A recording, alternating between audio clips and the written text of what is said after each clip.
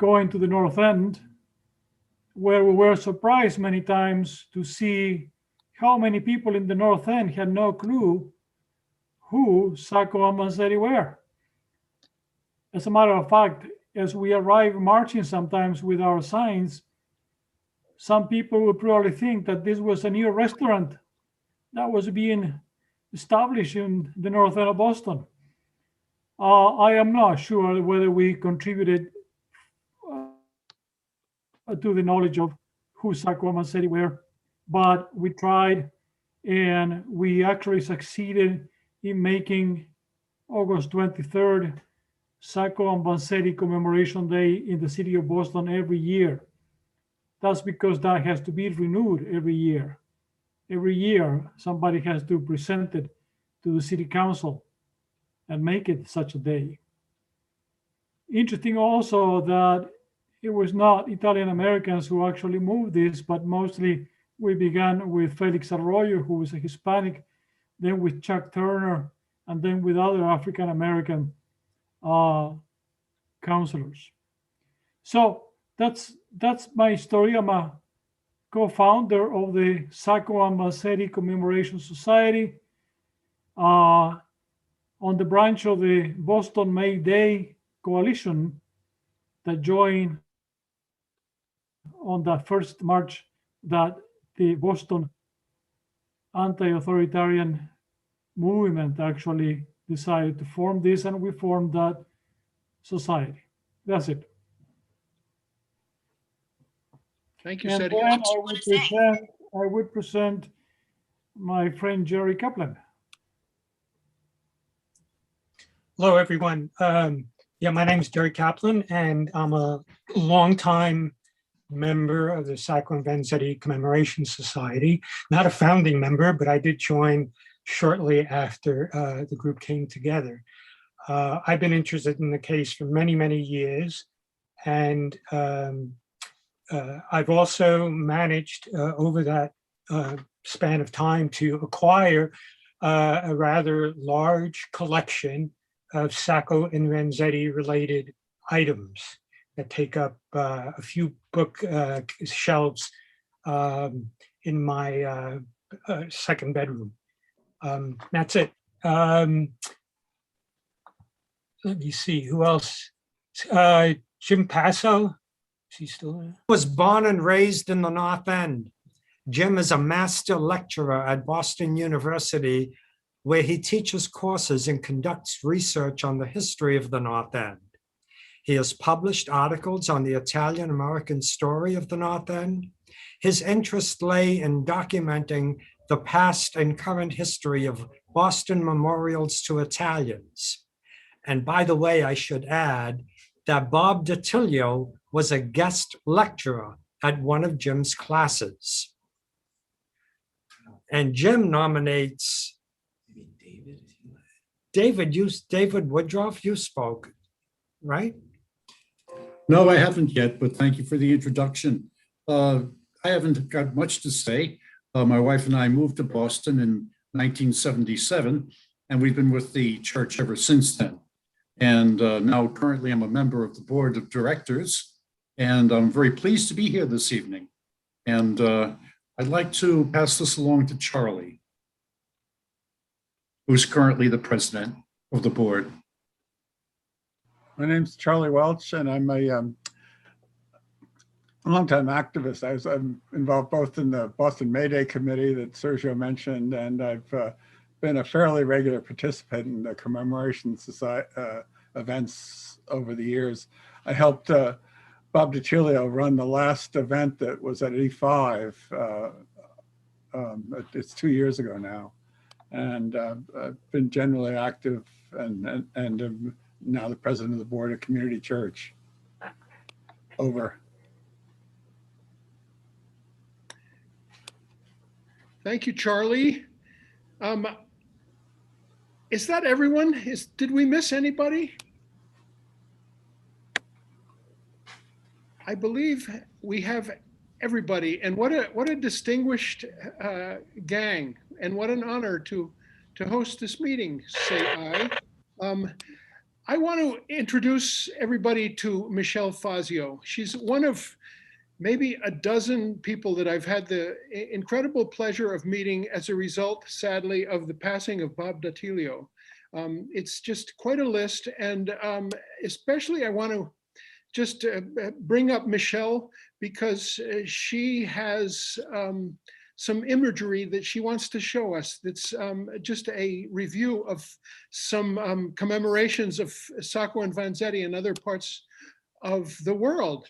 And so what I need to do is make you a co-host, Michelle, and I'm trying to open up this window so it'll allow me to do that. Sorry, I'm a bumbling fool around. Where did it go? I'm having a little tiny one, and as soon as I figure this out, I will make you a co-host. There we go. There we go. Sorry about, I should have asked Tucker to do all this stuff. Michelle, you are now a co-host and take it away. Okay, so Dean, you disabled the screen sharing?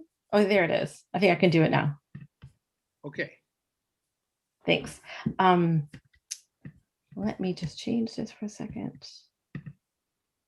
Okay, so as I said to everyone, I've been doing extensive research on Sacco and Vanzetti and how they've been received and remembered. And I wanted to mention, this is what Sergio was talking about. I don't know how many of you have seen the Commemoration Society parades. They've had it for a long time. They've since moved indoors, but this is the banner that has attended, has been demonstrated on the streets of Boston, but also in various venues like the Dante in Cambridge. But I just wanted to show you here, hopefully this will work. Here's Bob Datilio marching in the streets from the Boston Common to the North End. And I just want to point out some of the signage. You can kill us, but you can't kill the idea. One of the things that I'm most struck with the Commemoration Society and even how Sacco and Vanzetti are remembered worldwide is that it's not just about the Italian American or the Italian immigrant experience, but how they are working class activists, labor organizers, how they represent immigrants today, how they are talking about fighting white supremacy. I've seen speakers representing Black Lives Matter come to the Commemoration Society events and link that trajectory of Sacco and Vanzetti to the struggles that are happening now. I've also seen in some of these signs, like abolish the death penalty. There's a number of ways that Sacco and Vanzetti are remembered that cross the political and social spectrum. And I'd like us to think about that as I move through some of these other presentations. So here's Bob giving a talk, I think this was 2019. And here is the plaque in the Boston Public Library, as we know, is all hidden, right? Only a select number of people who either research or know how to look for it can see this. And of course, the Boston Public Library is going under renovation. So we're not sure what they're going to do with this yet, but I'm sure, I'm confident they'll display it because it's a beautiful piece. And I think you all know the history of when this plaque was installed there. In 2007, we have the plaque unveiling on Hanover Street in the North End. And again, I just wanted to point out, there are obviously key figures who played a role in this, but that the size of the plaque is quite small when you think about the North End. And I know it's part of the Freedom Trail, but oftentimes, especially with the parades, people would just walk by and not make the connection between what people were fighting for or representing with the Commemoration Society parade, or even just people walking by the North End and not connecting the dots. And I think we all are here trying to show, like, this is North End's history, this is Boston's history, it's Massachusetts history. So then, of course, we bring it back to Community Church of Boston, where they have their own bas-relief, and it's, again, hidden upstairs. And I happened to visit the community church one day, part of the research I was doing, and I took this photograph, but not many people know it's there. In Braintree, they have this commemoration this plaque here documenting the Slater factory. And then they have here in 2010, I just want to go back to that one. It's actually quite old, and you can see that it's aging. Here, this was in 2010. The town recognized the two workers, Parmenter and Baradelli, who were killed that day, lest we forget. And I think this is a powerful demonstration of the ways in which we can commemorate Sacco and Vanzetti on multiple levels, and to really think, I think, broadly about Massachusetts. Like, this is not just the North End story, but really, if you think about Bridgewater, Boston, Braintree, there's a lot of towns and areas that I think have a role here that would be interested. So I'm just trying to show that these other areas or regions or towns are doing this kind of work too. So I don't know if people have talked to them to see if those city or town officials would be interested. So I just wanted to show that there's really, it takes a long time to try to figure out where the markers are for this particular historical event.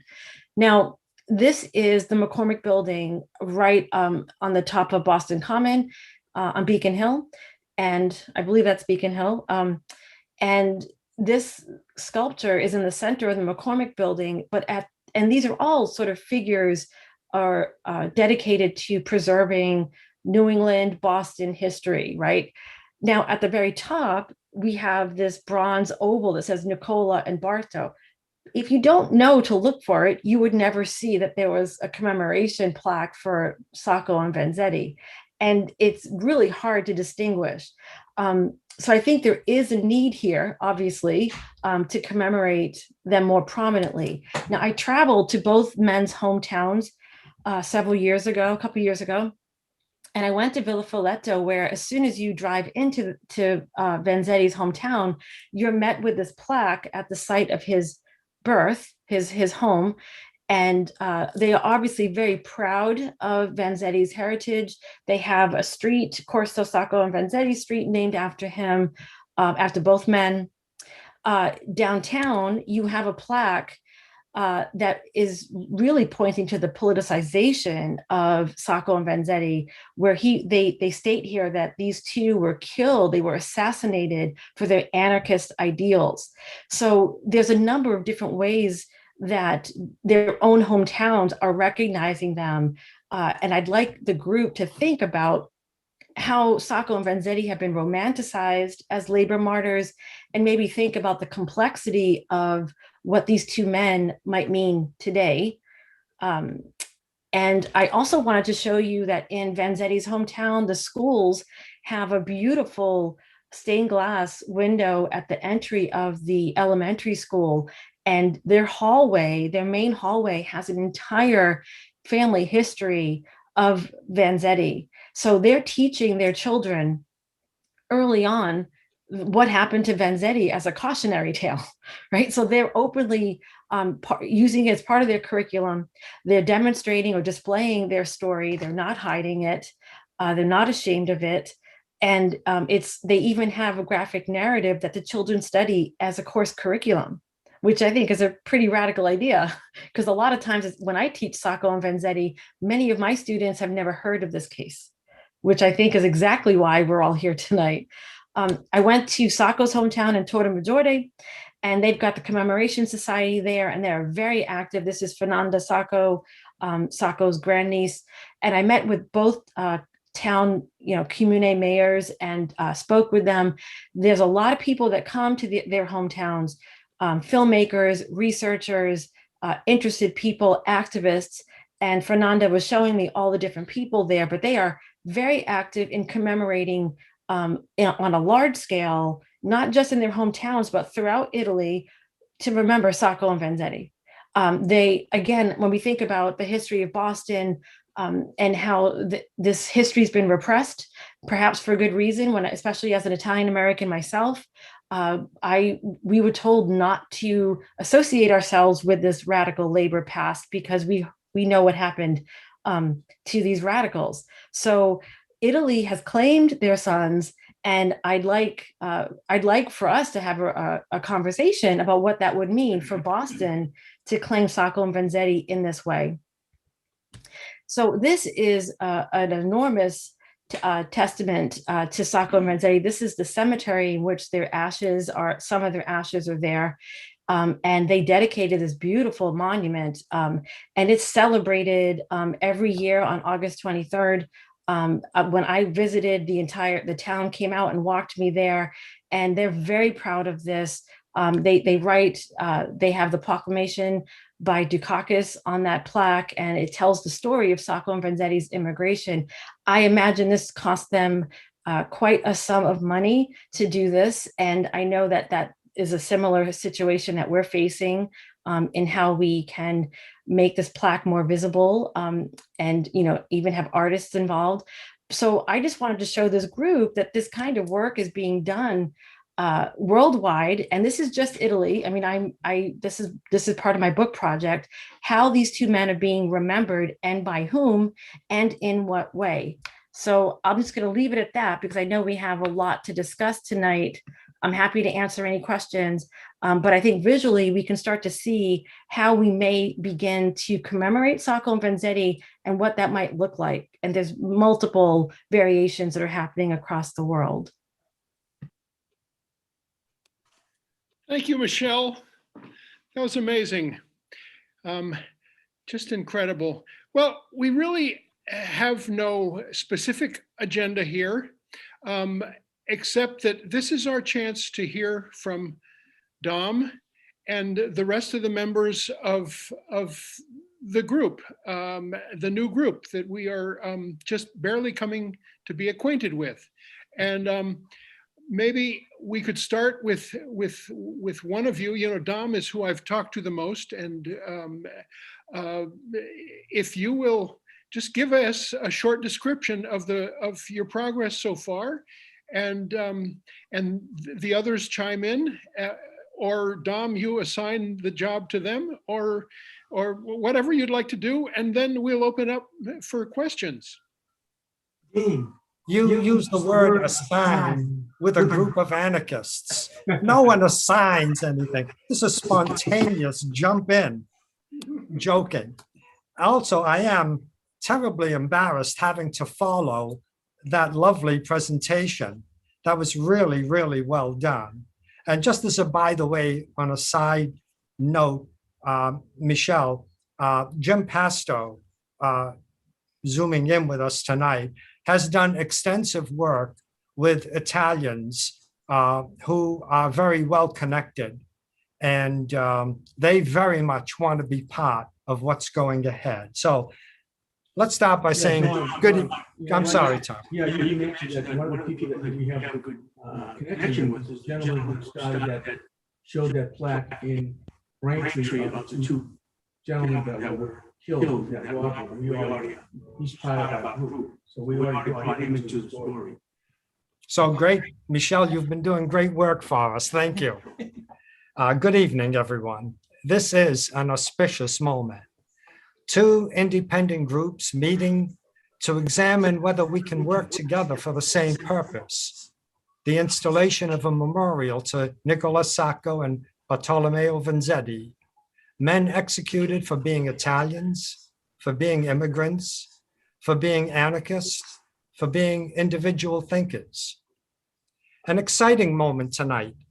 An exciting moment tonight because our success in joining efforts augurs well for the successful conclusion of our mutual goals.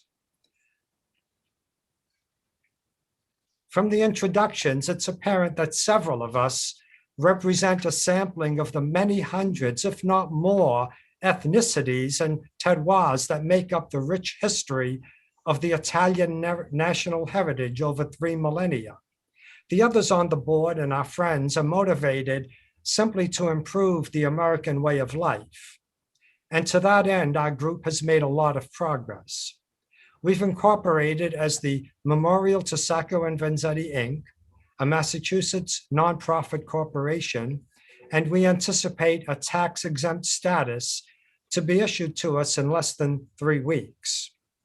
We have selected a site for the installation uniquely suitable, a visible place in or about the North End begging to be recognized, Bob DiTilio, I'm sure, would be delighted with this spot. We have developed excellent connections to the neighborhood groups that pertinent government agencies will call upon for their input. We've cultivated excellent communications within the Greenway and the Boston Public Library. We have connected with impressive Italian leaders in Italy who are very interested in getting involved with us. We're connected with local and regional Italian-American groups at the highest level. We have unexcelled technological support, strong, articulate leadership, and we have a healthy relationship to the families of the victims of the crime. Note that we plan to install a discrete plaque in recognition of their losses within the boundaries of the installation of the sculpture. Our current thinking is also to provide for the installation of a post holding a QR code that will give visitors all the information about Sacco and Vanzetti they could possibly want. We welcome anyone to join our efforts by participating in some of the work facing us. We need people who will fill out the applications for hearings with the Greenway, the Boston Arts Commission, and other governmental agencies. We need participation in our fundraising. And we need people for the myriad tasks that must be checked off to accomplish our goal. The verità, the truth. Despite our best efforts, Nicola Sacco and Bartolomeo Vanzetti, unfairly tried and executed while the world watched near 100 years ago, are as yet without a fitting memorial to mark their sacrifice as we slog towards a more just America. The verità, the truth. This meeting is simply a melding of new voices and energies with veteran, experienced voices, all of us bent on bringing such a memorial to fruition. What to me is a little intimidating, momentous even, is the prospect of success. Because if we tonight reach a common ground, we may well succeed. I'm all in. We love you, friends. We respect you. Let's talk.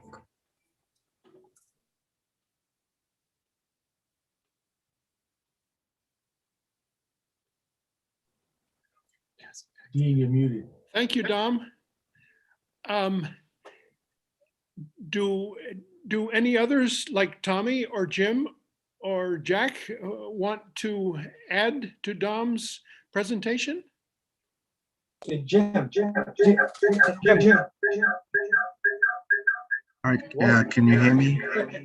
Yes. I know I sound like I'm echoing. Okay, thank you, Dom, and great presentation for us. And thank you, Michelle. But just briefly, Dom mentioned we're working with some people in Italy. So one of our contacts is an anthropologist of Fazio, and he has connections with people in Italy who are working with Sacco and Vanzetti. I've been trying for a number of years, probably know both as well. And we have a friend in Braintree, Joe Mascariatolo, who was actually the one who brought the families together when they created that plaque in Braintree. Joel's idea to go out and get the families of the paymaster guard and also Nicola Sacco, his grandson. Joe also has connections with family in Italy. You muted. And I just want to make. I'm not muted here. Yeah, I'm not. How did that happen? How's that? If you could unmute yourself, Jim, I think you have to. I hear you, Jim. I've heard everything that you said.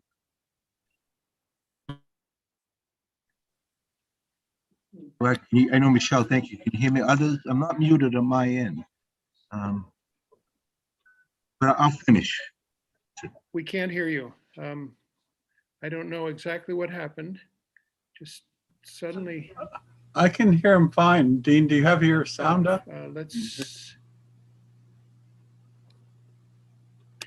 It's pretty much just saying ask to unmute. Well, I mean, people who can hear me, do you want to give a thumbs up just so I know how many are here? Okay, so I'm basically done. I just mentioned finally that I knew Bob. I had the pleasure of knowing him. We met many years ago and we stayed in touch. So, I wish he was here with us. That's all I could say. So thank you.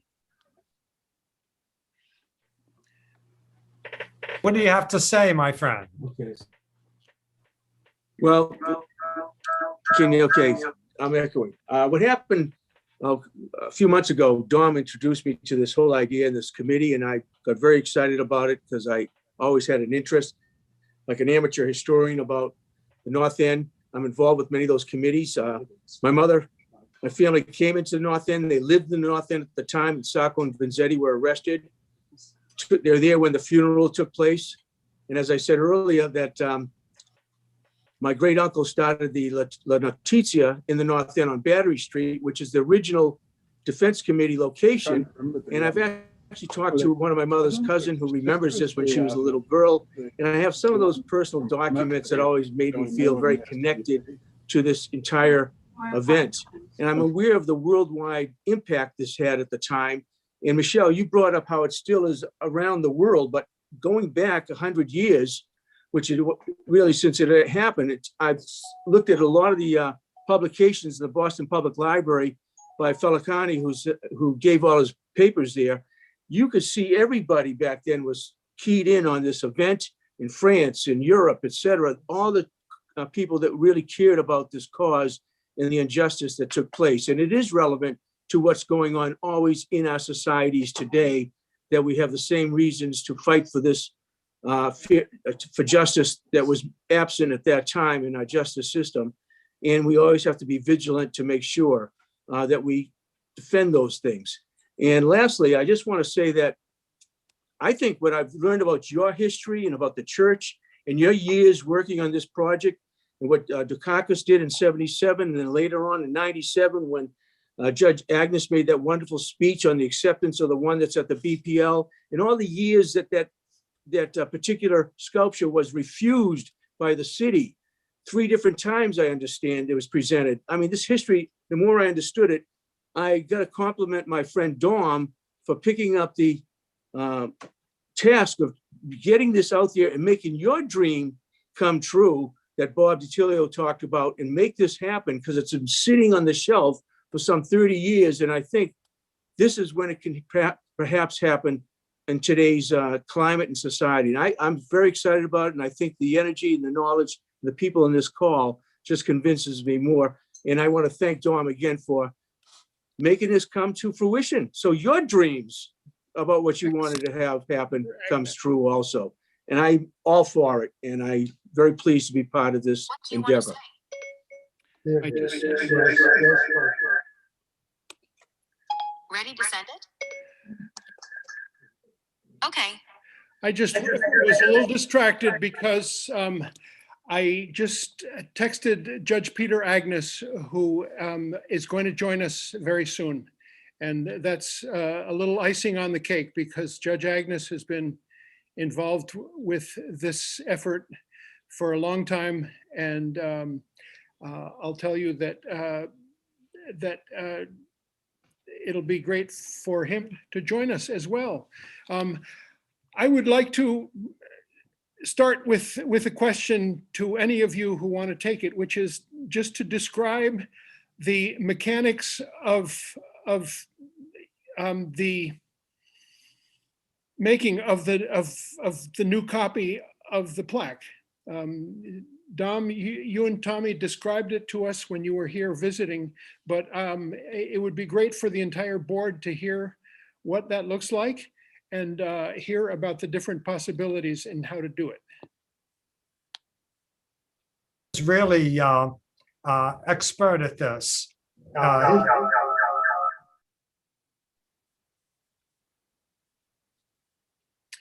You have to unmute again, Dom. Yeah, here I am.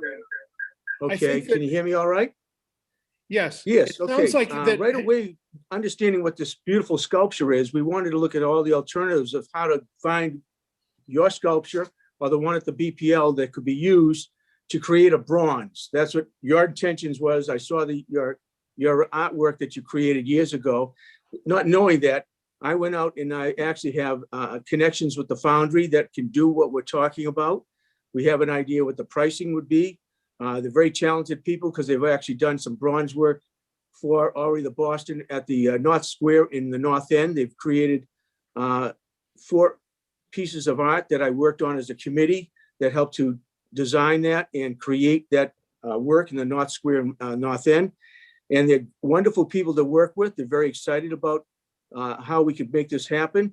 And so we've got those questions answered as to how and what the process would be, that the sculpture that you probably have in your church, how they could take that sculpture, make a mold of it, a rubber mold, and then actually turn it and create a bronze piece of it. They've seen the size, the shape, etc. And we're ready to invite them to come down to your church and actually look at the exact item so that you can ask them any particular questions and that process. And they assure us that because it's an aluminum piece, that nothing would be damaged and that we would have, and it would work even better than anything that they have at the BPL, which is a plaster piece, which is much more fragile. So those are some of the things that we've already looked at. And I think that we're very excited about the fact that we have the next steps to go in place.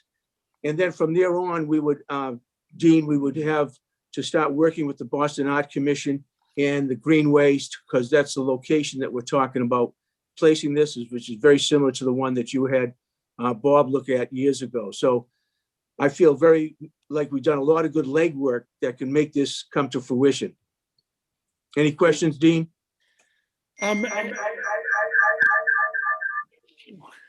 Will you tell us the name of the foundry and where it's located?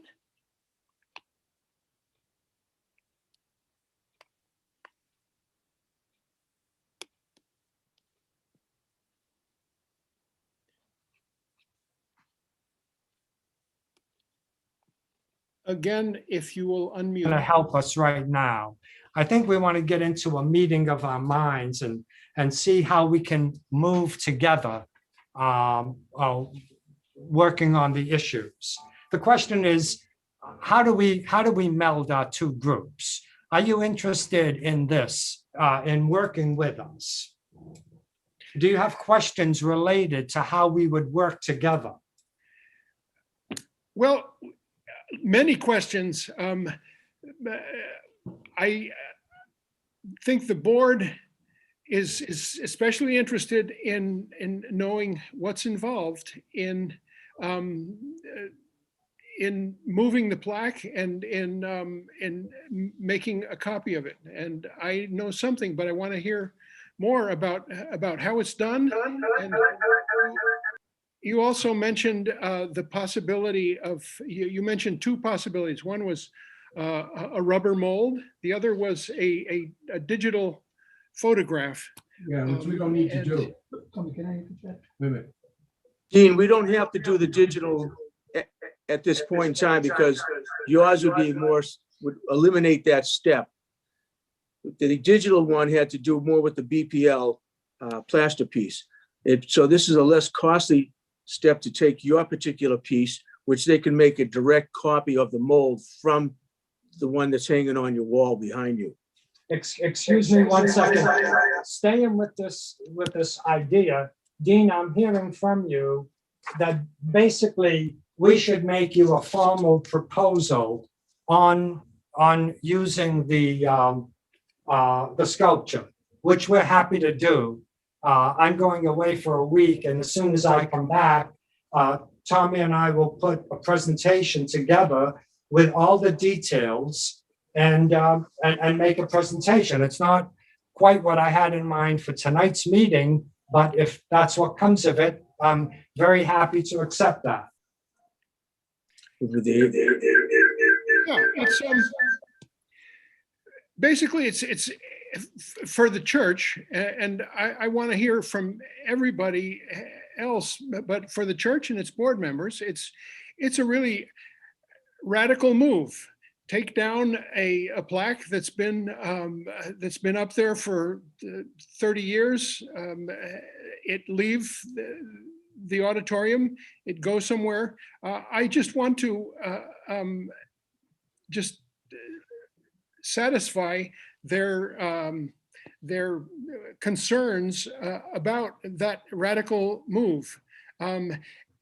So the more we know about the process, the better. Maybe it's even premature to ask about that process because there are many other steps as well, such as getting the city to approve it, the Boston Wait a second. Arts Commission. Maybe I can see what you're trying, because probably the next step should be, as you're saying, because you have questions, I think probably the next step to go forward, because like you're saying, you have this here, and it's like, okay, have the people come in that would do the process, and have them talk to you and explain this is exactly what would happen, so that it would assuage everybody. So we'll know it's like, look, we all want the same thing. We want to have a plaque for Sacco and Vanzetti put in the center of Boston so that everybody will know what happened to these gentlemen, okay? That this was a complete injustice, and it fits in so well. It fits in so well the climate of this country right now, okay? Because we want to talk about fairness and everything. Let's look at this here. This happened in the 20s and stuff. There were people, okay, they were Italians, they were immigrants, they were discriminated against, and they were anarchists. So if you look around at the world today, what's going on in the country? So no one has any beef against these guys. So from your position, the next step should be, and your board and everything, with all respect, would be as we get the guys from the foundry or whatever, they come down, they sit down and they talk with you and they say, this is what's going to happen. And I think that's what Dom was saying, because Dom's a lawyer. Me, I get passionate and stuff, and I'm just explaining it in regular terms to give you comfort and to give the whole board comfort. We sit down, this is what we need, and everybody's comfortable, and we move forward, because this is the time. This is the time this thing can happen. And with all the groundwork that you've done, I've been to 3 lectures at your church before I even knew about this here. I had no idea of all these people. When Dom told me about this thing, I said, this has always been something near and dear to me. I said, to right or wrong, or to make people be aware of it so it doesn't happen again. So I hope that explains Very nice. Your position, and that without putting words in there, I hope that you understand what we're saying. So I want to jump in for a moment. Dean, that could be done easily, because I've talked to the people. We actually had a Zoom meeting. The steps are really one that are very safe. They explain that the process would really not injure the piece of art at all, because they have the experience in how to do this. And I can have them really speak to you, come down. I want them to come down and see the actual piece, because that's what they said they'd like to do. They're up in Maine, and we can make that arrangement. So therefore you could ask all the specific questions that they gave to me. And it's a process that I think you'll be very confident that'll work very nicely and accomplish what we want without having any damage to the original piece that you have in your church. Would that make sense, Dean? I'm hearing you. Yeah. I hear you with an echo, but that's all right. Michelle, you had a word to add? Yes. So I'm asking this question in a very respectful way. As an academic, I'm somewhat familiar with the struggles and the complexities of commemoration and how difficult it is to commemorate anything and to take down statues. And we are witnessing this history, right? Columbus came down. Civil War monuments are coming down. I teach in the South, so I'm very aware of how this is impacting community organizers. So one question I have, and I don't think it's easily answered, so I'm not putting anyone on the spot. And again, this is in the spirit of respect and moving forward. Has this group so far thought about resistance? So Stephen, you just talked about the time is now, and you're absolutely right. It's 2021. We are thinking about 2027, right? So this is a perfect time to really see this into fruition. But I also imagine a great deal of resistance from the 1920s still exists today. So I wonder, and you don't have to answer this question today. I think this is really a space to gather ideas and to see how we can continue moving forward. But I imagine an enormous amount of resistance to this project. And I'm impressed by the range of folks here that are involved. And I think there's power in this group. But I'm wondering how can we combat or anticipate that kind of resistance? Because I think before we even take down the plaque, Dean, in the community church, we have to know like where we're heading into, because all the research I've done, people have squelched and squashed this idea over and over again. And this could be for naught. We have to anticipate multiple perspectives attacking this project from every level, from the average citizen to the community, to the Boston city officials. I've read the documents, I've seen them in the archives, and this is not the first time that folks have tried to resurrect this plaque.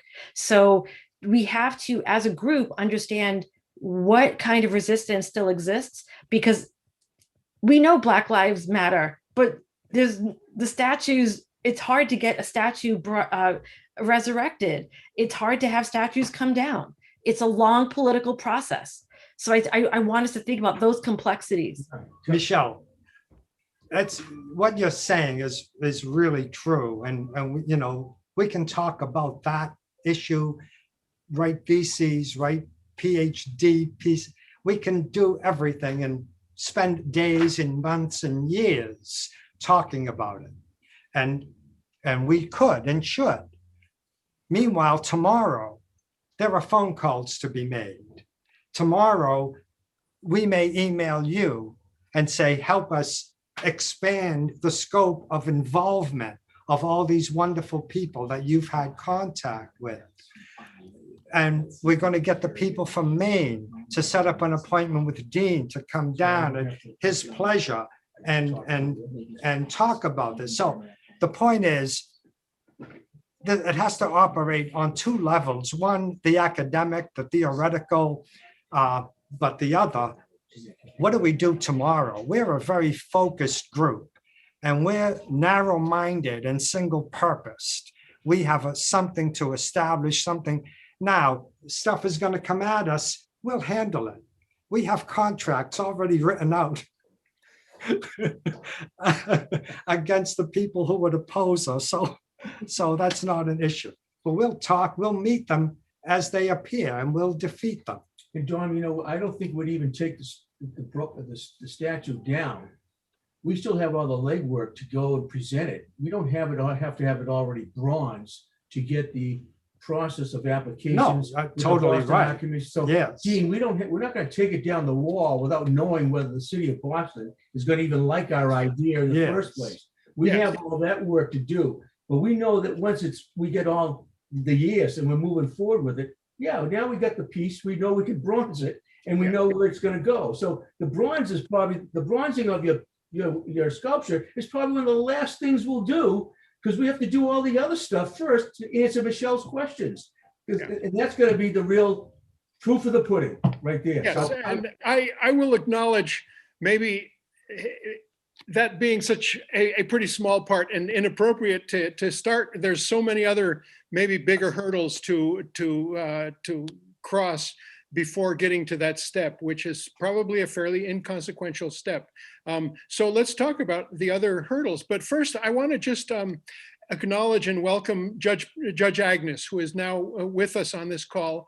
Judge, I wish you would have heard this list of check-ins and introductions, because it's just a really impressive lineup of folks who are here. And I'll mention the board members of the community church, Dean Stevens, Charlie Welch, Ed Pazanese, Dave and Judith Woodruff, and also other members, David Rothhauser and Tilly Teixeira. I will mention other members of the Sacco Vanzetti Commemoration Society, which would be Sergio Reyes and Jerry Kaplan, as well as Professor Michelle Fazio. And I will mention the members of the Sacco and Vanzetti, Memorial to Sacco and Vanzetti Incorporated. Did I say that right? Yes, I think you said it beautifully, Dean. And that would be Dom Caposella, Tommy Damigella, and Jim Pasto. And Jack, what's your last name, Jack? Hagen. spelled the Irish way with an A-N. Okay, Hagen. Yes. You remember Hagen from The Godfather. He was the advisor to The Godfather. We have him right here. How very appropriate. And we also have young Tucker on the line to give us technical advice when we're a bunch of old farts lost in the spaghetti of Zoom. Judge Agnes, would you like to just say hello?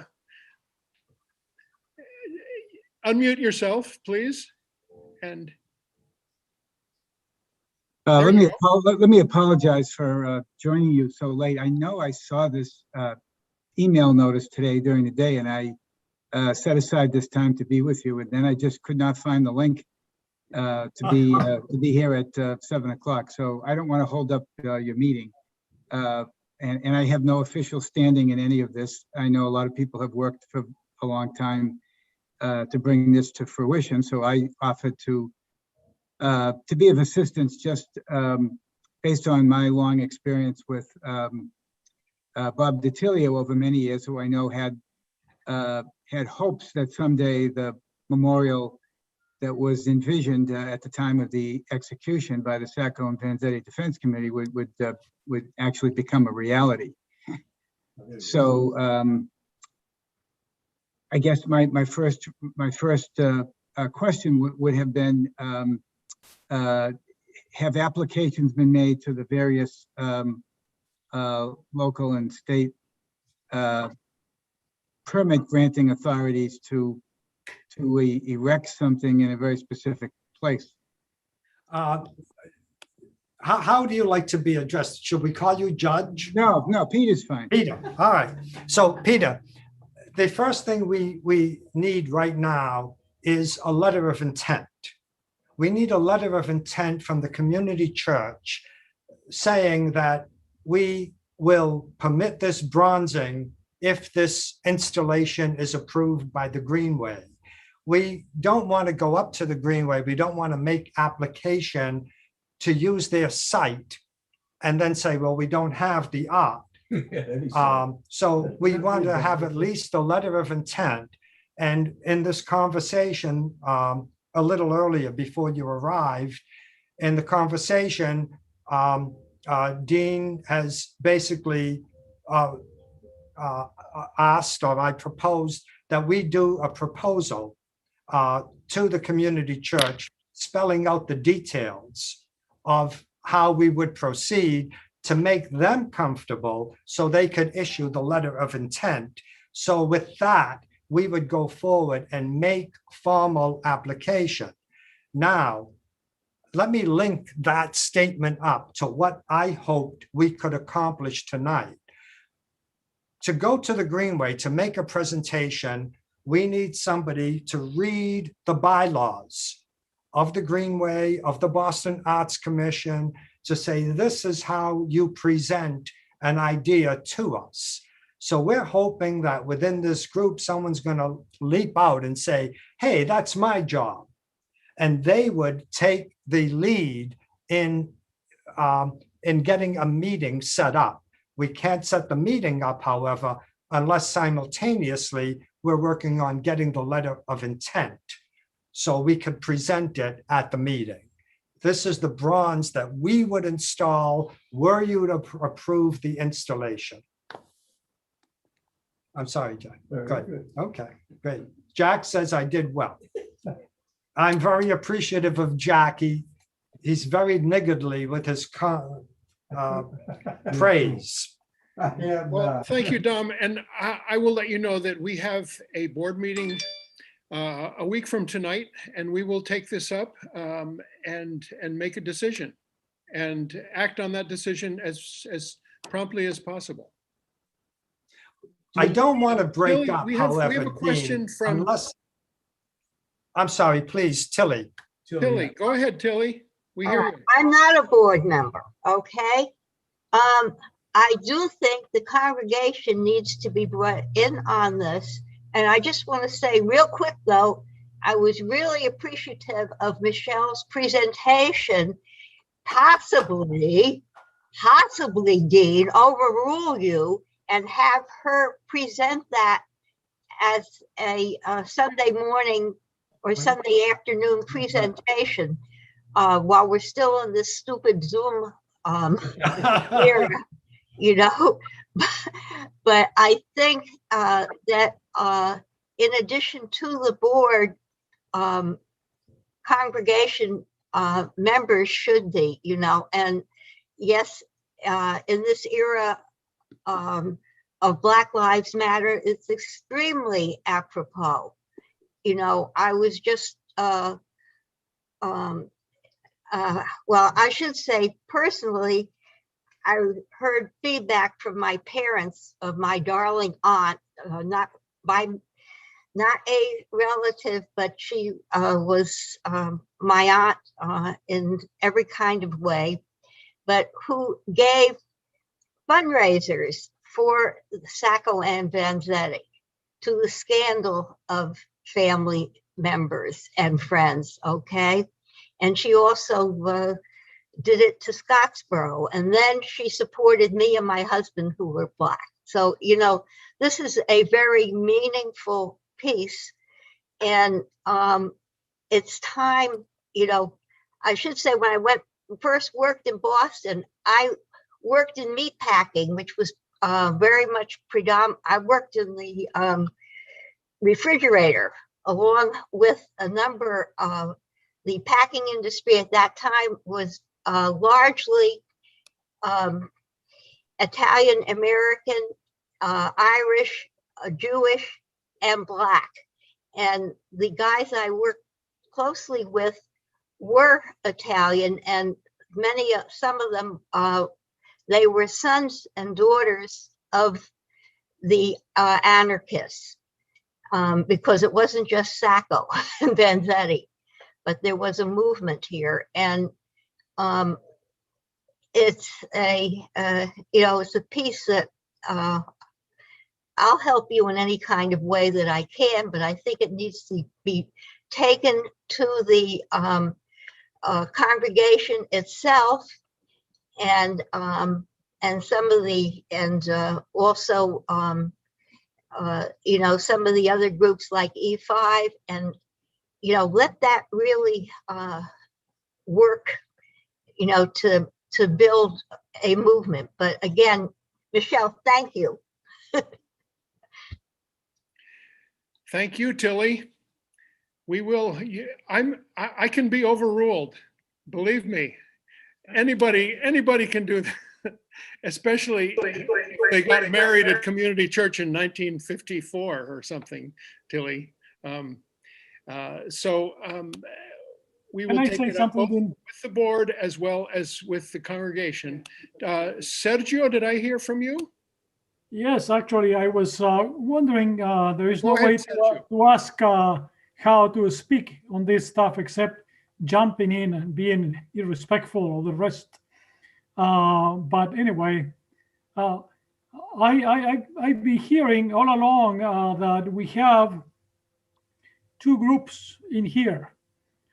I would assume it's the society, not the group, the commemoration group, and the Community Church of Boston. But there is another group here, the Sacco and Vanzetti Commemoration Society. Jerry, myself, and Michelle present at this board, at this table. And I think that our concern is mostly political. I mean, when we work with Bob Datilio, that was one of the main reasons that we actually got involved in this process, so that labor history, immigrant rights history would be present, and erecting this monument would be a process, a movement, so that we can also educate people in the process, not just in having this objective and fulfilling the objective. So it is important to us that we understand that if we engage in a process of working together, we work together on equal footing. That is, that we have as much weight in the decision-making process than you do. I mean, we started this project in 2007. There are many reasons why we didn't succeed. There are ups and downs in this process. We were pretty close to the city council in some of those years. We worked with Chuck Turner. We actually were held back by Bob on that process because he thought that the time was not right at the moment. Remember meeting with Chuck, and Chuck just grabbing the phone and calling people about it, his connections, even foundations locally, to actually get the funding for this stuff. And then not we actually, mostly Bob, decided that that was not the way to go and that we should not go that way. Now, I don't know, Dom, how long you met Bob, but seeing that we were working in 2007 on the streets of Boston every August 23rd, that's quite a long time. I don't know whether, it's interesting to me that you never got involved in this process then. That's one thing. The other thing is, just want to make sure that you all feel comfortable in actually emphasizing the labor history on this project and the contribution of anarchists, and in this particular time of Italian anarchists in this struggle.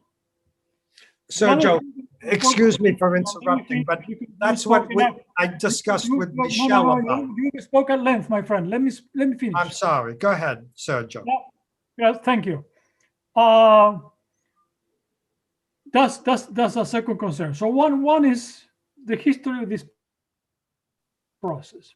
The second one is, I have to say, and Tilly is here, she might remember that we actually asked exactly the same thing that you are asking now to the Community Church of Boston.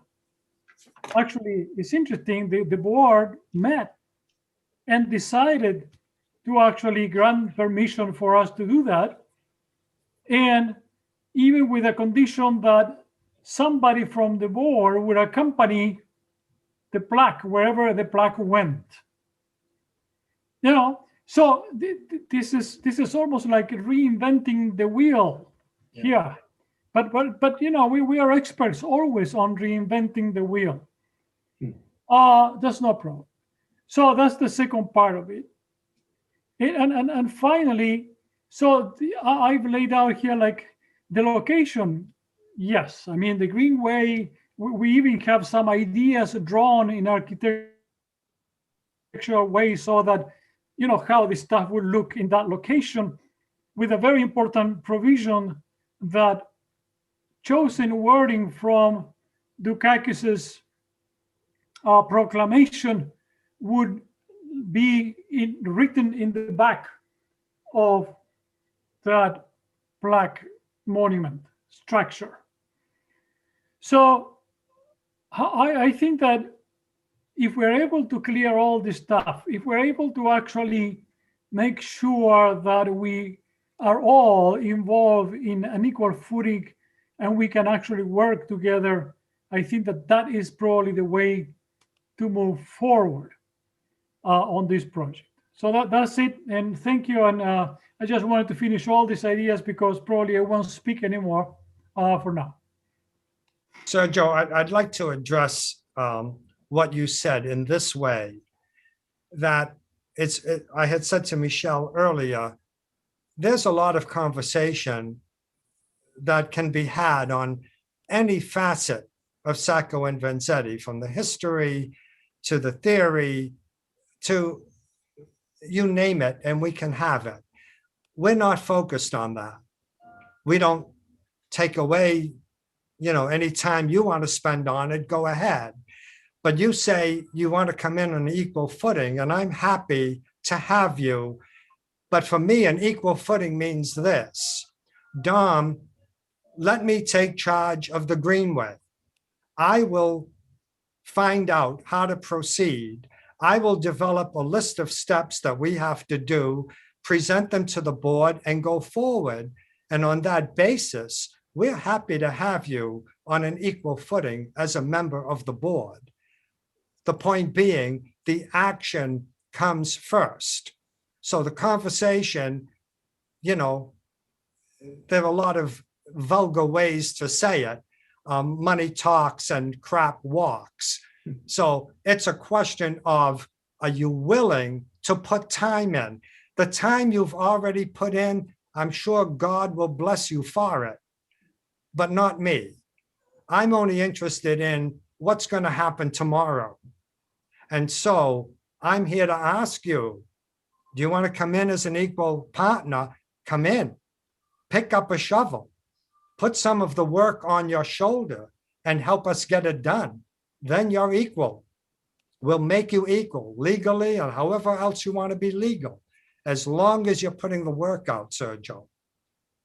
And Don, the fact that he said he had some connections with the counselor in the past, maybe those are some of the things that would be beneficial in how we get ourselves before the city of Boston. Maybe that's some of his past experience would be something that we could go forward on and take advantage of in a good way. Sure. I see that Judge Agnes has his hand up. Go ahead, Peter. Thank you. And again, if I'm going over ground that's already been plowed, I apologize. But the first thing that strikes me about this, even before the considerations that Sergio raised, is I would want to see a concept paper that describes exactly what the public would see in the event that everything went the way people hope it does. That is, the plaque, I assume that's fairly easy to describe because the aluminum version is sitting on the wall at the community church. But you don't just put a plaque in a cement base in a public place. It's a monument. And so things like Sergio mentioned, what's going to be on the other side of it, what's going to be around it. So it doesn't have to have every detail, but I would like to see, and I think everyone would benefit from seeing a concept paper that you can read and that lets everybody know with maybe some diagrams and things like that. That's one thing. The second thing that strikes me is just from having worked in Boston my whole life and knowing a little bit about Boston politics, there's probably 20 lawyers in the city of Boston who know how to do things, who know how to get things done. Whether you're building a tower, a garage, or you're trying to put something on the Greenway. And a lot of these lawyers make a lot of money working for clients who have a lot of money to pay them. But they also do philanthropic work for worthy causes. And I think finding the right person who believes in this cause and who also knows her way or his way around is the way to go. Because I think that's how things get done. Individuals don't usually get it done. Usually it's a lawyer working with groups.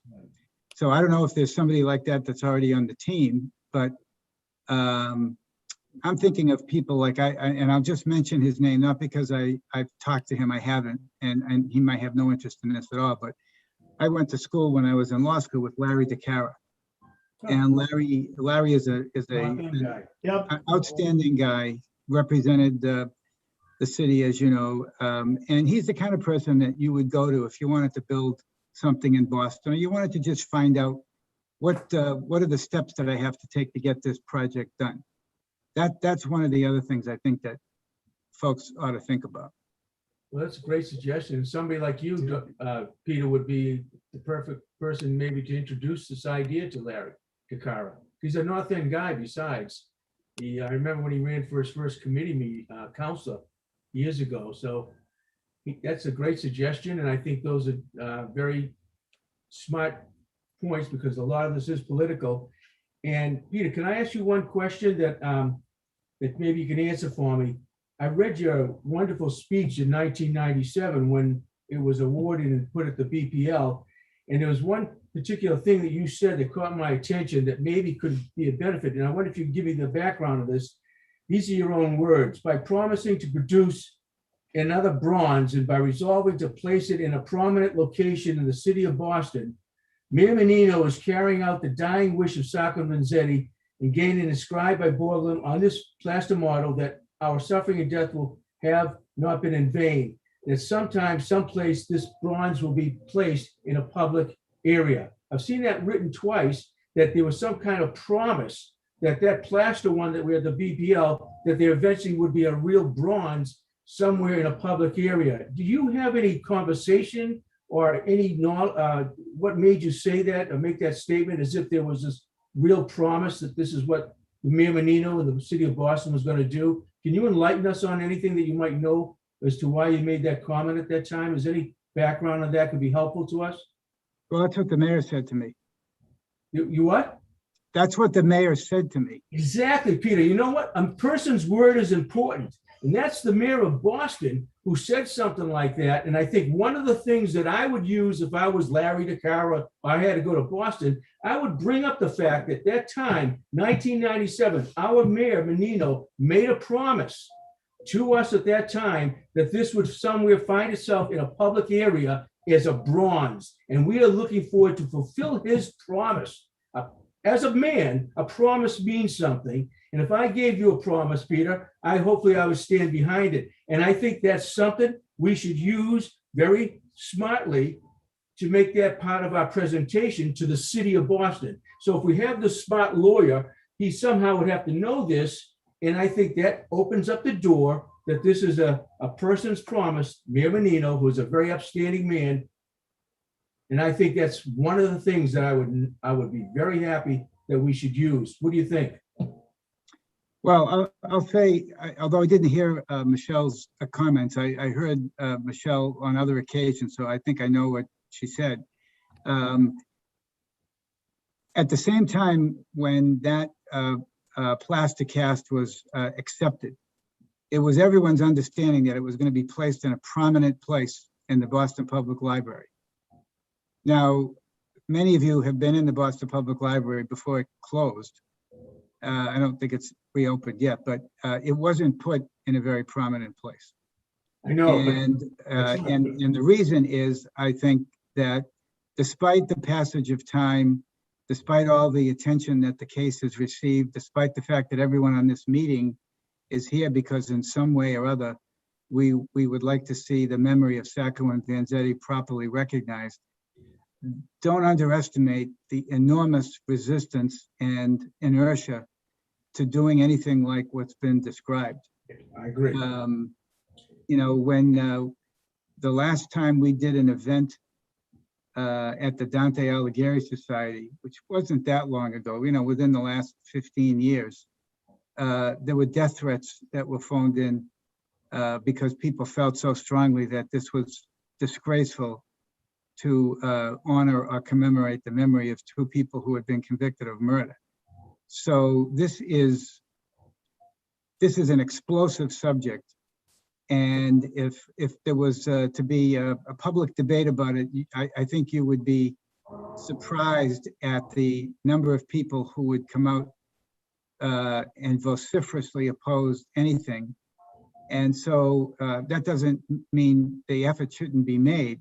Right. But I think getting something done that's fitting and appropriate is going to be a very, very challenging undertaking. We understand that. But I think I love the fact that you said this, and I just see your words again, promising to produce another bronze, not a plaster, not the one in the BPL. And I know they stuck it up there. I actually know where it is. I've seen it. But it is going to be a task to try to get it passed for the political reasons. But here we are. Just because it was brought up again, Peter, I'm going to ask you, and I don't want to put too fine a point on it, But when the mayor said those words to you, was he speaking as a friend, as an acquaintance, or was he speaking officially as the mayor? And I say that because I've read some pieces on the event. I never saw that comment attributed to the mayor. I never saw a quotation that Mayor Menino said, I'm going to bronze this. Wait, let the judge answer, Well, Peter. I So mean, that's an astute observation, because if you read the words that the mayor uttered that day, they're very circumspect.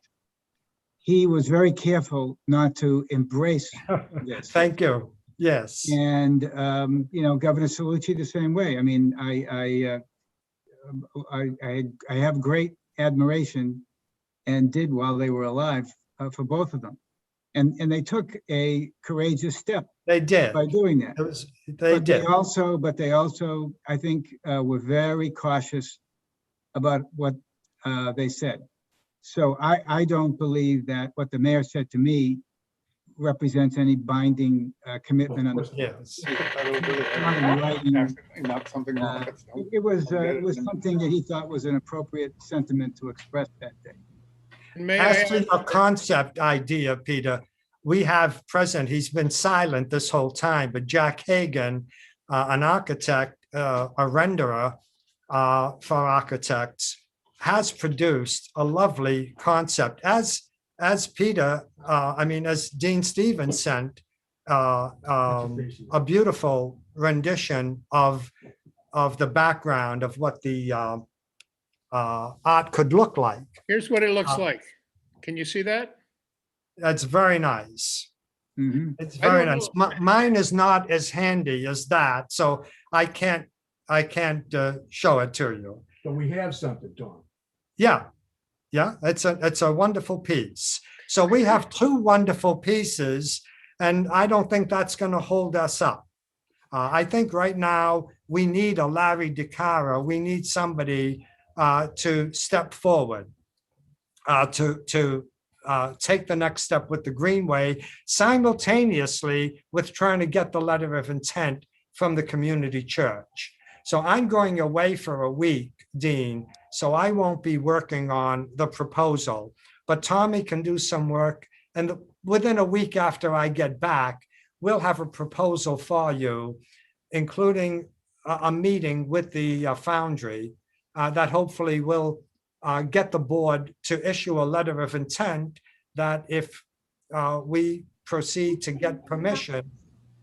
Say again, who spoke? I'm sorry. So that's what I see as the timetable. Is someone speaking? No? Yes. I will add that rendering that I just shared with you is the work of the Sacco and Vanzetti Commemoration Society. It's a great piece. It just kind of, it stirs the imagination. Yes, and lovely. And regarding that promise that Mayor Menino made, don't forget what we all know, which is that politicians promise all kind of stuff every day to whoever they're in front of. My conversation with the library. That doesn't mean we can't use that to its fullest to try to gain influence and advantage in this. That's my point, Dean. I mean, I think we can build upon the character of those two men and what that happened in 1997, and I think we can just build on top of that experience. That's why I brought it up, because I think it was important. I was happy to see that. And I take people at their words, promises. I know politicians break their promises all the time, but. Before we close the meeting up, David, you and I have had a nice conversation about this in the past, but before we break up, you know the steps that are involved in getting us from where we are to the next step. If you would like to participate, you would be participating on an equal basis. You would be on the board with an equal vote. I don't care how many or whatever. but the requirement is that you participate and in the actual details that are left in front of us to do. So before we break up, I hope you have access to my email in one of the common emails that Dean sent out, as I have access to yours. And I'll be in touch with some of you individually to try to solicit help. But if you have some, David, I don't know your name. Your hand is up. David Woodruff, you Yeah. have the floor. Go ahead and unmute. What's your name? Excuse me, it's me. Judith. Hi, Judith. Oh, Judith. Thank you. These are both Okay. board members of community. All right, I'm going to speak as a former educator. Excuse me, I'm sorry. I think besides the other things, I think what's important is to maybe develop with a committee to put out some information that could go to teachers and to the schools on the various levels. And I think Michelle said that she was interested in that. And maybe we could get a committee to put something out that will address how teachers, community people can get a background to talk about this. And I think that's very important. Judith, would you be willing to chair that committee? I'd be willing to work on it with someone too. Michelle, are you interested? Would you be interested? There's a number of people who have taught, they've written about teaching Sacco and Vanzetti. So before I commit to anything, I am fully committed to this project. I want to continue the conversation, and I want to hear what everyone has to say. I think the organizer in me wants to see a Google Doc, Dom. I want to see a Google Doc of the goals that you think the incorporation needs to do, and share it with everyone. Because when you say we have equal footing, I don't know what that means. And I'm speaking respectfully. I don't know what that means. Like, I could do a lot of work, but that doesn't mean I have equal footing. I do the work, and then what happens if there's a disagreement or something else happens and someone else takes a more prominent role? So I just would like to see this more transparent. And I think that's a good thing for all of us to see the concept, the goals, the timeline, even the bylaws of the nonprofit org that you started, because this is all really fascinating. And I think there's a lot of energy and passion here. I'm convinced that something's going to happen. I don't know that the monument will happen, because I think we can be, I guess I'm just going to say this. I think we over romanticize Sacco and Vanzetti, and I think what Peter said is real. Commemoration and commemorative statues, it's a very complicated relationship, and to get buy-in, you're right, Judith, maybe going the educational route is a way to do that. So I'm happy to share some research that I have on teaching Sacco and Vanzetti in the college classroom. But I do think there's a number of things that we could do as a group to think about how the kinds of next steps forward. And the way to do that is to share a Google document where we could co-author it and say, what's prioritized? What should we prioritize? And what kind of questions do we still have that we could then enter into further communication and discussion? Michelle, I'm happy to put that Google Doc together. It's a simple thing. I outlined some things in my introduction tonight. So copy and paste, and I'll have it out. However, I'm not as intellectual as you and Judith. I'm a laborer. I was in the restaurant business. That's who I am. And so we get back to conversation and talk and drafts and meetings. And, you know, I'm interested in when, is it every fourth Tuesday that the board of the Boston Arts Commission meets? I think it is at 4 p.m. That's what I'm interested in. Which of those meetings are we going to attend and make our presentation? I'm interested in the nuts and bolts of getting it done. And whatever comes, we have opposition. Hey, we were born in opposition, all of us. We've all had to slog our way through life. That's going to happen. But meanwhile, to slow down, Judith can form her committee and we'd be happy to listen and all of that, but it's still not going to slow down the people from the foundry in Maine of coming down and meeting. There are specific things to be done. And, they don't need to be discussed. They need to be done. So Dom, I'll just add, I'm a working class person. I know I'm a professor, but I'm not into this intellectualization for the sake of having these kinds of conversations. I want to give an example.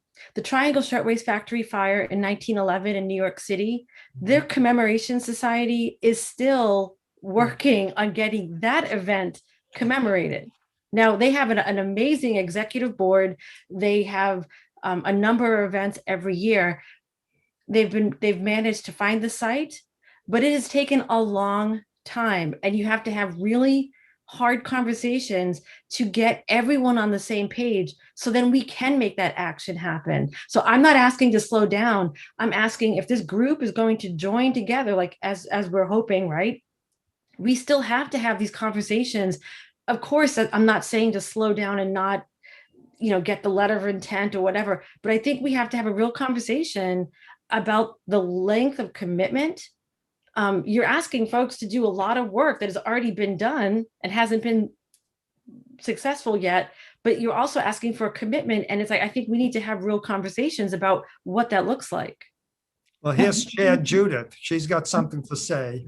Okay, I just like to say that what my particular interest is, and I think there are people who would join me, in the city or wherever, is that people begin to learn that they're about Sacco and Vanzetti and what the sides are, and learn about them on various levels, both for elementary school, for high school, for college. I think that what we want to do is put out information appropriate to an age level and then also for the community. And there are committees of people, there's Educators for Social Responsibility. This is a very intellectual and literate town. I think we could attract a lot of first-rate people to this idea. And that's an important thing. And artists, as a matter of fact, we happen to have an absolutely beautiful mural that, Dean, you've seen it, the Sacco and Vanzetti mural by Paul Normandia. And we have you muted. Putting these things together to attract the public outside of other things. So I'm interested in more of, because I'm an educator. Unmute. I'm interested in that. Mute. She's fine. I can hear her. Dean, we can hear her. You're the one, Dean. You are the one who's Go muted. ahead, Dave and Judith. Do we Okay, hear you? so I'm just saying. No, not yet. We can Not all yet. hear her, Dean. Keep trying to unmute. Dave, that Dean, hear us. bottom left. Dean, we can hear it, Dean. No, they can hear us, Dean. There you go. I'm sorry. It's my computer. We thought so. My computer. I I'm sorry. want to just conclude and say that I would be happy to contact Educators for Social Responsibility and other groups that might like to work on various levels of communication from kindergarten through college. We could have groups that are appropriate to each age level and begin to work together to put out some information, artwork, etc. And I think that would be very exciting. We could also plan a commemoration. And we already have some fantastic murals that our Wake Up the Earth has done of the Sacco and Vanzetti. And I'm sure there are lots of artists who would be happy to work on more of them. So maybe all we need to do is put out what we are trying to do and how people can reach us for the particular aspect that we are interested in, whether some people want to do the statue, some people want to do the writing about what should be on the statue. Some of us, like me, want to do more of the educational work around it and gather the people who I believe would want to join us. Wonderful. Thank you. I'm all with you, Judith. Thank you. I'm with you. You remember in my talk, I mentioned having a post with a QR code. And the code would permit any visitor to scan it and read every facet of Sacco and Vanzetti that they would like. That That's would be wonderful. a perfect place for you if you form a group. That would be your assignment. Take that and fill it with everything that you think is appropriate. That would be absolutely wonderful. Thank Great. you. Thank you. I'll put that in the Google Doc. Thank you. Dean, I just wonder, do you happen to have the picture of Sacco and Vanzetti that I sent you, the one that Paul Normandia did? I think everyone would be thrilled to see it. And it has his words right under it. If I can pull it out of that PowerPoint document, I could share it right now. Yeah, that would be I'll so try to sweet. do that. I think we'd all be thrilled to see what was done in, pull it out of a PowerPoint document. While you're doing that, I have a very quick question. This is President of the board, Charlie Welch. When I first moved to Boston, both Karen and I met two sisters who were the twin sisters who were the cousin or the nieces of one of either Sacco and Vanzetti. It's been so long I don't remember who. And they were 50 at the time. They'd be over 100 now. I doubt they're still alive. I've totally lost touch with them. But it just made me think, do we have any connection with any of their descendants that when it comes time to build around, having that sort of direct connection might be a very powerful thing? Jim has somebody. We have the grandson, because what's his name did it. Joe is in touch with some of the relatives, Joe in Braintree, and I think Augusto in Italy. So we do have some connections. There's a couple of brothers in Waltham who are grandsons, I believe, and they run a transmission shop. They have come to a couple of our events. And I will now share, if I can find how to share this this with you. There it is. And we bring this over. This is by a friend of the church named Paul Normandia, who is a painter and an artist, graphic designer. This is one of the Wake Up the Earth murals. Very nice. It is nice. Well, just in conclusion, because it's 8:45, I would like to say that we will take up this question at the board. And the question is whether to issue a letter of intent expressing our agreement with the intent of duplicating or replicating the plaque. I also hear as next steps the need to really define what the next steps are, whether it be find the likes of a Larry DeCara of the world, or whether it be to approach the Art Commission and find out what steps they require to make a proposal here. Let's put an email list together, which I would be glad to do, and start a thread and a conversation, and figure out a plan of action, and figure out what the next steps are. And the question becomes whether the city council or the State House become involved in this effort, if they have to give it their stamp, or is it just the Art Commission? Those sort of questions that we need to know as the principal movers and shakers in this effort. So would one of us like to sort of write up a sort of minutes of this meeting as best we can? Basically an introduction of all the actors and all the people on the meeting, and a sort of a consensus about some steps forward. A couple of things. I'd like to hear from David and Tom, Peter before we close out. They both had something to say, and then I'll add David, something too. David, we've almost not heard from you, so you are in the spotlight.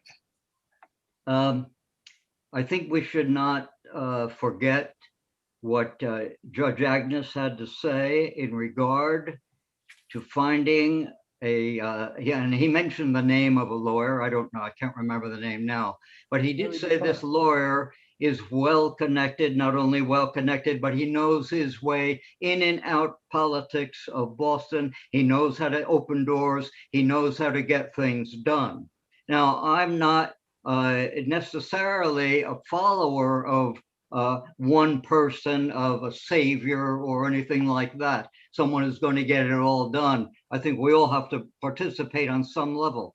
But if there is one person like this man, this lawyer that Judge Agnes mentioned, why not connect him and get him involved and see if he can take steps to open doors that we cannot open and get this thing on the way. Now, that doesn't mean we can't do everything else we have to do, but let's look into this. Judge Agnes is a brilliant man, and he makes some great suggestions. I think we should look into it.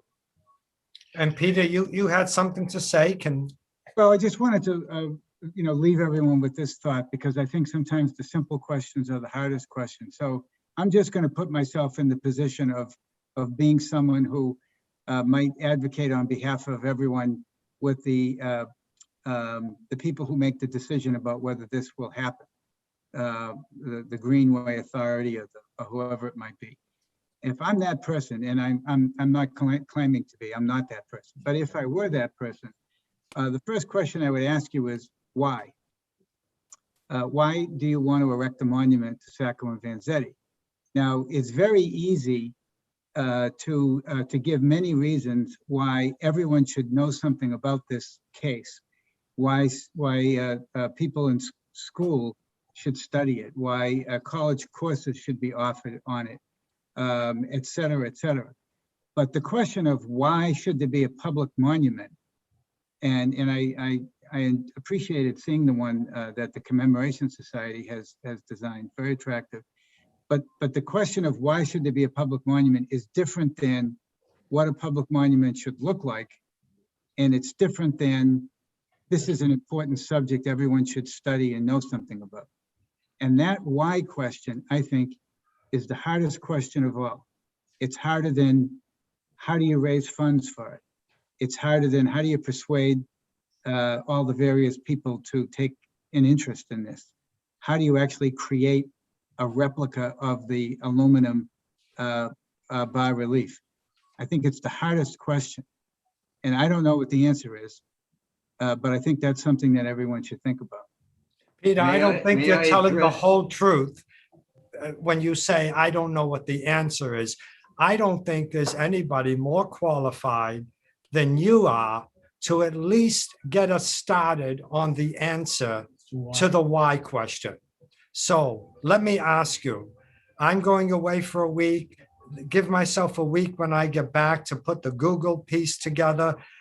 But could I pencil you in as at least doing one page of the why question to get us started on it? It would be a huge help, and no one could do it better. No one. May I make a suggestion? David. Yes, hello. Following up on what Judge Agnes just said, we can also ask the question, why is there a statue of Mary Dyer in front of the State House? Mary Dyer was a Quaker who advocated for freedom of religion, and she was hanged on Boston Common. Why is she there? If you can answer that question, I think it will lead to the why question for Sacco and Vanzetti. So, Peter, could we get a yes from you? It's a simple, it would take you 15 minutes to do what I'm asking. You have all that wisdom. And Dom, I read his remarks in 1997. He almost answered his own question. I won't waste anyone's time. I don't have the answer, honestly. I would like to, it's something worth discussing. I think it's worth having another meeting about, to be perfectly honest. The more I have attempted to learn, the more questions I have. And I'll tell you where this is going to lead if this were, debated in public. It's going to lead back to the question that I'm always asked every time there's been a program about these two men. Were they guilty? Were they guilty? Yeah. Did they do it? Well, if they didn't do it, what were they doing? And there are no good answers. I think Michelle made this observation. It's absolutely true. Sacco and Vanzetti have been mythologized. And in the minds of some people, they were saintly people who were caught up in a federal dragnet to deport every anarchist, radical anarchist in the United States. That's it. And other people have called them labor's martyrs. Other people have referred to them as philosophical anarchists. There are all sorts of different views taken. I don't really know who they were. What I do know, and what I think all of you know, is they were dedicated to a philosophy that not only rejected government and private ownership of property, but that advocated the violent overthrow of the United States. So when you say that, people are going to say, oh, then why do you want to make a public monument? Why not just leave this for the history books and the classroom? I'll tell you why, because they were not there on January 6th, and I can prove it. I know the alibi. I've read the alibis too. So, I would honestly say, it's late, the hour is late, and I've talked too much as it is, but I really think it would be valuable to have another conversation devoted exclusively to the why question before anybody puts, And Peter, what might help with that is I've read the stuff from Neil Thomas Proto, Yes, I know Neil. And here's his touch, only silence is a shame. And his whole thing that he wrote is wonderfully about the 70th anniversary. I think he tries to answer your question, why? And there's a lot of good reasons why these men represent something that is very significant in the history of the United States, in the world, and about justice.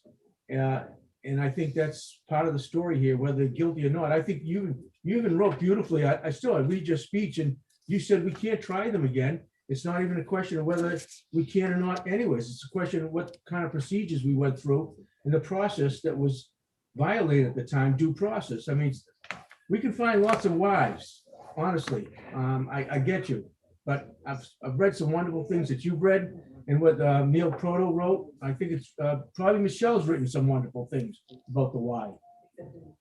I'm ready to bail at this point, and I have plenty from this meeting to put together my ideas and get back in touch with everyone.